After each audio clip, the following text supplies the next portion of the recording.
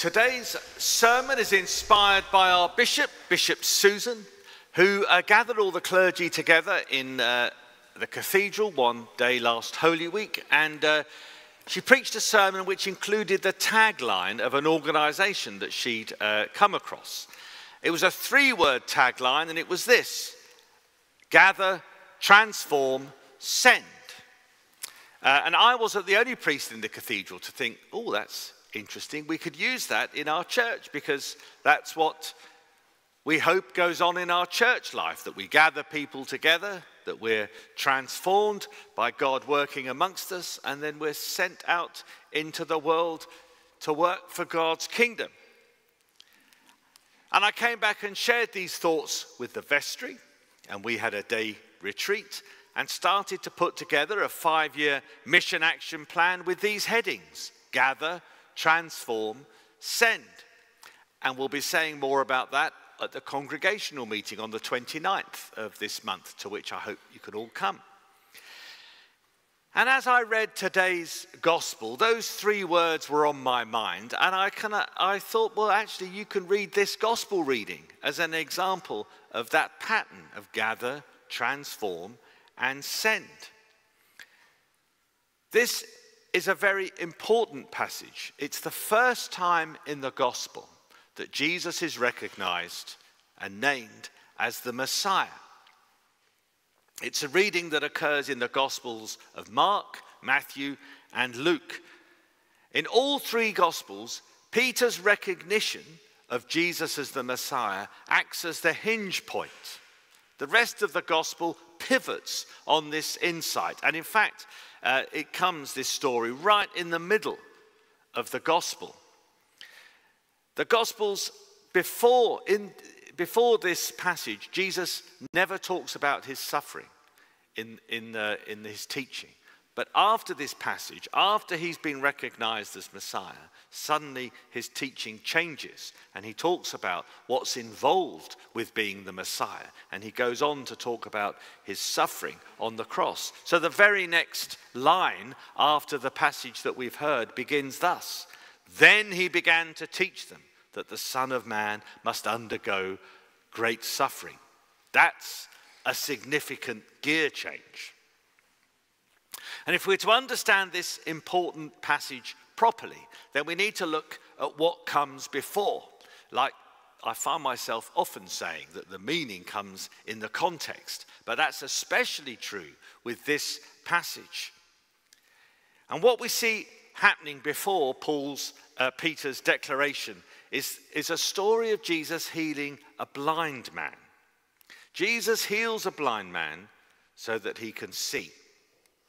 And when we see Peter's confession in that context, we realize that the Peter story is also a story about seeing. The first act, the healing miracle story, is a story about physical seeing. The Peter story is a story about spiritual seeing. And if we look at the healing story more closely, we'll see that it has some unusual features. It's the only story, the only healing or miracle story in the Gospels that happens in stages. It's a 2-stage process, if you look.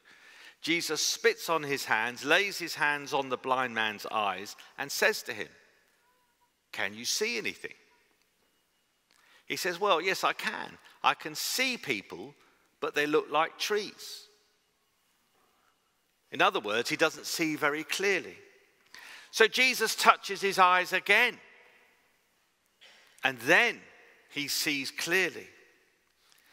It could almost be read, this story, as if Jesus' healing of the man didn't work first time. It didn't take, and as if he had to give it another go. Maybe that's why no other gospel includes this passage. Only Mark, who was often braver to include things that could be read in strange ways. And only Mark had a reason for including this story, because it illustrates for him what happens in the next paragraph with Peter's acknowledgement of Jesus as the Messiah. The next paragraph begins, Jesus went on with his disciples. The disciples were this ragbag group that he'd gathered together to accompany him in his ministry. And he asked them, "Who do people say that I am?" Jesus had his reasons for asking this question, which is different to the man who walked into a very popular restaurant in London called the Ivy and demanded a table.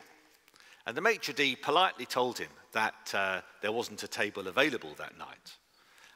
And the man leaned over the desk and said, "Do you know who I am?" The maitre d' banged his desk, turned to the people in the restaurant, said, excuse me, does anybody here know who this poor man is? Because he seems to have forgotten. But back to our gospel reading, it says, they answered him, John the Baptist, others Elijah, and others one of the prophets.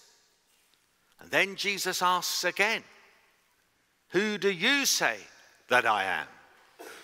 Now the you there could be plural or singular, but it's not they that answer this time. It's Peter.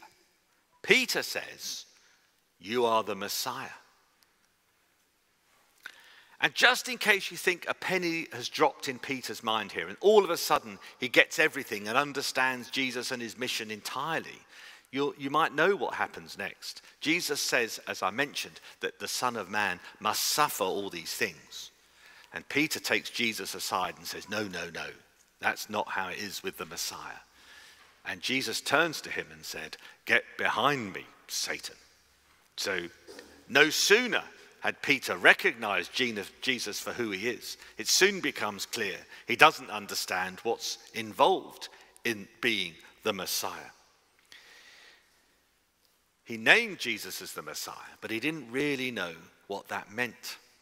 Like the blind man in the miracle story, Peter didn't see everything clearly straight away.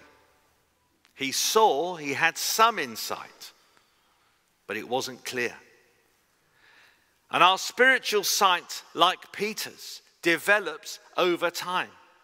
It's not that we have a great moment of spiritual insight and conversion and then suddenly we're fully formed as Christians and understand all that there is to know.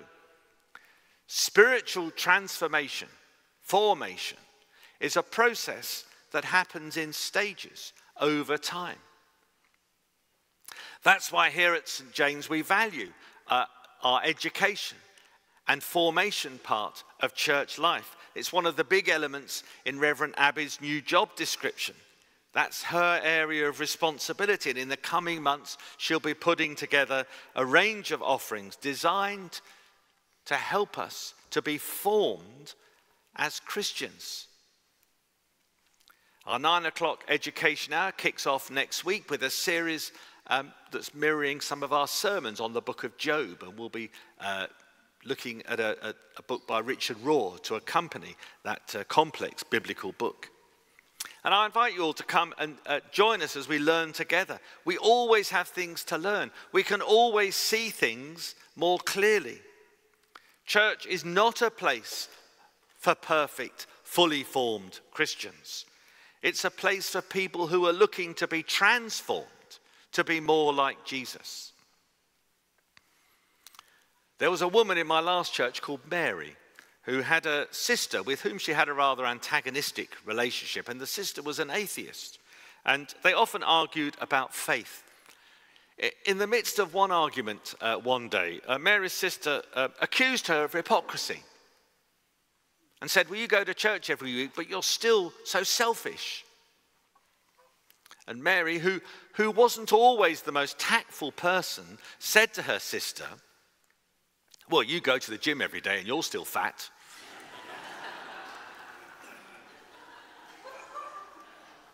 Her point, whilst not sensitively put, was well made. We don't wait till we're perfect to come to church. We come as we are, in the hope that we might be transformed. In the olden days, they used to talk about being sanctified. I rarely hear that church word anymore, but it was a word that talked about the process of the Spirit making us more like Jesus, being formed in his image. Transformation is an ongoing process. We get to see more and more clearly. Before I close, I want to say something about sending. When Jesus had gathered his disciples together and taught them and transformed their understanding so they properly understood his mission, he sent them out into the world as his messengers, and that ragbag group of men transformed the world.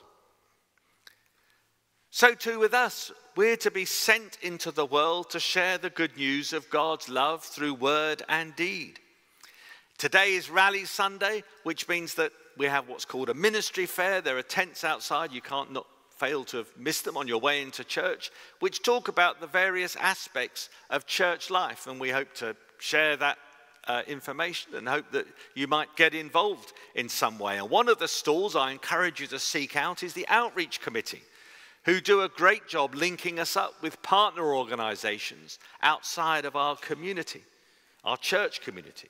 And that's a great way of engaging and going out and being sent into the world. So I encourage you to see if there's a ministry there to which you might feel sent.